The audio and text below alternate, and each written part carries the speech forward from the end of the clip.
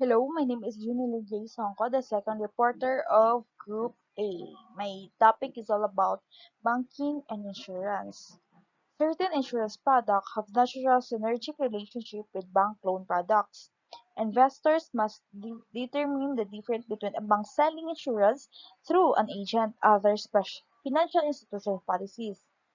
The risk of insurance agency activities are quite low and loss potential compared to insurance underwriting.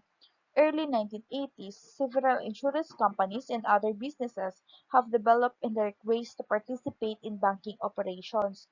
There is an act that amends this banking and insurance. This is the Bank Holding Company Act of 1956 that defined as the institution that accept deposits and make commercial and industrial loans and an insurance company of commercial firms' capacity to acquire one is severely limited.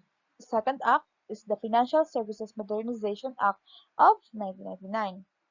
It allowed bank holding companies to open insurance underwriting affiliates and insurance companies to open commercial banks as well as securities firm affiliates.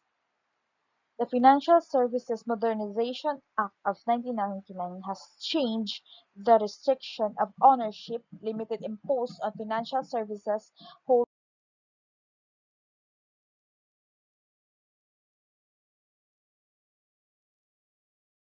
companies. In 1970 amendments to 1956 Bank Holding Company Act, it required bank holding companies to divest themselves of non-bank related subsidiaries over a 10-year period, allowing the amendments.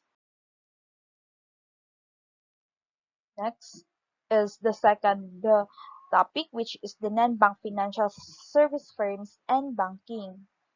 So let's talk about what is non-bank financial. The non-bank financial institution is one that does not have a full banking license and it is unable to take public deposits. Alternatively, financial services such as collective and individual investing, risk pooling, financial consultation, brokering, money transmission, and check cashing are all made possible by NBFIs or non-bank financial services firms. Along with licensed banks, NBFI are source of consumer credit. Here are the following examples: the insurance companies, venture capitalists, currency exchanges, microloans, pawn shops, cashiers, check issuers, payday lending companies, currency exchange companies, check cashing deposits. So next, these non-bank financial firms offer services that banks don't always offer, compete with banks and specialize in specific industries or groups. Basically, it is referred as shadow banking, which means it is set of financial intermediaries that facilitate credit creation throughout the global financial system, but are not subject to regulatory regulation. Under-regulated actions by regulated organizations are also referred to as shadow banking system. Individuals and businesses can get financial services from NBFI in addition to banks.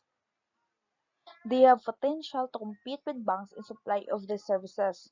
Throughout banks may give a package of financial services.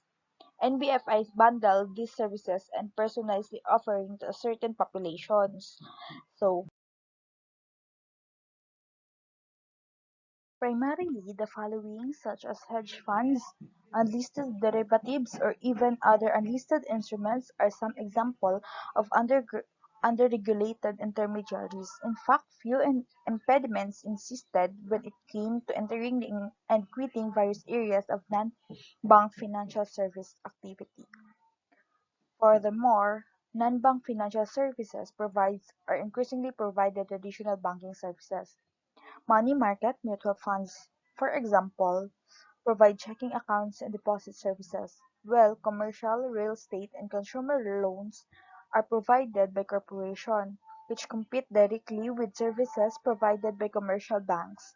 These financial firms other credit as well as other services without access to central bank liquidity supplies or deposit insurance. intermediation of maturity, and difficult. Therefore, non-financial service firms that provide banking services has recently increased their activities. Since most people need financial assistance or advice, they go to bank firstly. Some customers, on the other hand, discover that banks offering fall short of their expectation, leaving them unsure what to do. Non-bank financial institutions unbundle these services and personalize their services to meet the needs and demands of the client, whereas banks usually offer a range of financial services as part of clear package deal. As a result, many people who are unable to obtain assistance from bank can do so through the NBFI because banks sometimes are many qualifications. Then, if the clients didn't meet that, they go for the non-bank financial institution. The non-financial service companies that provide banking services have recently increased. Thank you. That's the end of my report.